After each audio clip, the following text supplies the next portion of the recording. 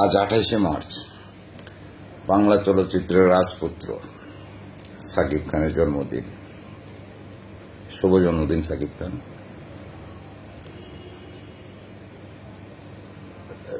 এই সাকিব খানের সাথে আমার পরিচয় কত 30 বছর, 97-98 সালে ওর সাথে আমার পরিচয়, 1997-98 সালে। দীর্ঘদিন আমরা একসাথে কাজ করেছি। একটা চমৎকার সম্পর্ক বিরাজ করছে সাকিব খানের সাথে আমার।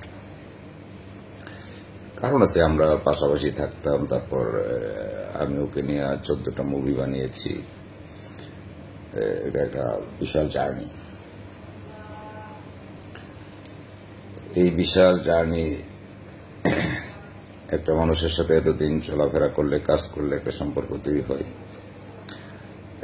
সবচেয়ে মজার বিষয় কি, সবসময় তার মুখে একটা হাসি লেগে থাকে। মানে একটা ভুবন বলানো হাসি বলা যেতে পারে। আজকে তাকে নিয়ে কিছু কথা বলি, যেহেতু আজ তার জন্মদিন। আমি বারবারই প্রশ্ন করছিলাম, যে নিজেকেই প্রশ্ন করছি, সাকিব খান এত বড় সুপারস্টার কিভাবে হলো। অনেক ভেবে দেখলাম যে সে আসলে নিজেই নিজেকে সুপারস্টার হিসেবে তৈরি করেছে। সে প্রথম দিক থেকে, সে আমরা বলি না দূরদর্শী, মানে সে দূরদর্শী মানে কি, সে দূরে দেখতে পায়। সে ঢাকা বসে সে দুবাই দেখতে পায়, বা আমেরিকা দেখতে পায়, বা লন্ডন দেখতে পায়, এরকম আর কি। অর্থাৎ সে যখন সিনেমায় আসলো 95, 96 বা 94 কত সেটা আমার মনে নেই, 20 বছর পরে সে কি করবে বা কি হবে, সে তখন এটা আমার মনে হয় সে দেখতে পাইতো। এখনো মনে সে দেখে, মানে সে 20 বছর দূরের জিনিস সব দেখতে পায়। কারণটা হইল, সবসময় সে নিজের একটা সক্রিয়তা বজায় রাখতো। এই পর্দায় তাকে কিভাবে সুন্দর দেখা যায়, ভালো দেখা যায়, সেই চেষ্টা সে প্রথম থেকেই করে আসছে। অত্যন্ত সচেতন ছিল পোশাকের ব্যাপারে। তারপর এই শুটিং আসলে একটা আড়াল বজায় রাখতো, পাবলিকলি মিশতো না। আপনি দেখেন আমাদের সমস্ত শিল্পীরা যখন বিভিন্ন বিজ্ঞাপন করেছে, টেলিভিশনে গিয়ে অহরহ সাক্ষাৎকার দিয়েছে, সাকিব খান এগুলো করে নাই। হাতে গোনা 2-1টা কাজ হতে করেছে। যে এখন যেই কি বলে ইন্টারনেটের যুগ বা এই অনলাইনের যুগ, প্রত্যেকেরই একাধিক ভিডিও পাবেন, শত শত ভিডিও পাবেন, কিন্তু সাকিব খানের কোনো ভিডিও পাবেন না। মানে তাকে দেখতে হলে পয়সা দিয়ে দেখতে হবে, এই চিন্তাটা সে বহু বছর আগে থেকে করে রেখেছে, নিজেকে সস্তা বানায় নেয়। এবং এইটাই তার সুপারস্টার হওয়ার পিছনে সবচেয়ে বড় গুণ। আমি দেখেছি একটা পোশাকের একটু ফিটিংস এর জন্য সে দেখলো 2 ঘন্টা বসে আছে যে শুটিং করবে না, অথচ অন্য কেউ হইলে হয়তো করে ফেলতো। মানে এই যে পারফেক্ট না হয়ে পর্দার সামনে আসবে না, ক্যামেরার সামনে আসবে না, এই বিষয়টা সে প্রথম থেকেই করেছে।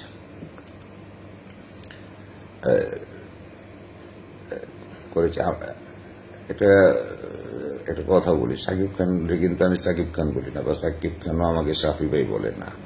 আমাদের একটা আলাদা একটা নাম আছে, এই নাম আমি পরে বলবো। এই ঘন্টার পর ঘন্টা, দিনের পর দিন আমরা একসাথে আড্ডা দিয়েছি, গল্প করেছি। অনেক স্মৃতি এখন মনে পড়তেছে। প্রথম যখন ওকে নিয়ে থাইল্যান্ডে যাই 2টা সিনেমার শুটিং এর জন্য, আমার 2টা মুভির গান করার জন্য, ওর সাথীরে এবং আমার বুকের মধ্যিখানে, আহা কি সেই দিনগুলি ছিল। তারপর মালয়েশিয়া গেলাম, পূর্ণদৈর্ঘ্য প্রেম কাহিনী করলাম, ফাত করলাম। লম্বা জার্নি, 14টা সিনেমার জার্নি। তো এই রামজি ফিল্ম সিটিতে আমি নিয়ে গেলাম, আমরা ওইখানে গান করলাম, 6টা গান করলাম। অর্থাৎ প্রত্যেকবারই দেখলাম যে তার যতই দিন যাইতো দেখতাম সে নিজেকে আপগ্রেড করতেছে। অর্থাৎ মানে নিজেকে প্রতিদিনই কিভাবে উপরে উঠাইতে হয়, নিজের যোগ্যতা, নিজের গ্রহণযোগ্যতা কিভাবে প্রতিদিনই বাড়াইতে হয়, এটা শাকিব খানের মাঝে আমরা দেখেছি। আর আজকে 28 তারিখ ওর জন্মদিন, হয়তো 31 তারিখ ঈদ হবে, না হলে 1 তারিখ ঈদ হবে। খুব 2-3 দিনের ভিতরেই এই জন্মদিনের উৎসবের পরেই তার বরবাদ সিনেমা ঈদে আসতেছে। বরবাদের টিজার দেখেছি, গানের একটু অংশ দেখেছি, কি বলবো, আসলে অভিভূত। মানে স্টাইলটাই ভিন্ন, মনে হচ্ছে সিনেমার স্টাইলই এখন ভিন্ন হয়ে যাচ্ছে। এখন শাকিব খানকে নিয়ে আর গতানুগতিক সিনেমা বানানো যাবে না, একটু ডিফারেন্ট, একটু অন্য ধরনের। কি যেন ছবি দেখে মনে হলো কি যেন দেখলাম, এটা মনে হয় বাংলা সিনেমা না, মনে হয় অন্য কিছু দেখছি। আন্তরিক শুভকামনা থাকবে বরবাদের জন্য। আর আশঙ্কা করতেছি বরবাদ ঈদে মুক্তি পেলে কার কোন কি বরবাদ করবে এটা একমাত্র আল্লাহই জানে। যাই হোক, বরবাদ দর্শকদের মন জয় করুক, অন্ততপক্ষে এইটাই আন্তরিকভাবে কামনা করি। আর সবচেয়ে বড় জিনিস, এখন পর্যন্ত সিনেমার মানুষের বা সিনেমা হলের দর্শক যত খরাই হোক, শাকিব খানের কিন্তু দর্শক খরা নেই। শাকিব খানের ছবি হলে আসলে দর্শক যাবেই, সেটা সকল শ্রেণীর দর্শক এখন শাকিব খানের ছবি দেখতে চায়। সব, এখন কোনো শ্রেণী নেই। শাকিব খান এখন আমজনতার, গোটা বাংলাদেশের, গোটা বাংলা ভাষাভাষীদের সুপারস্টার শাকিব খান।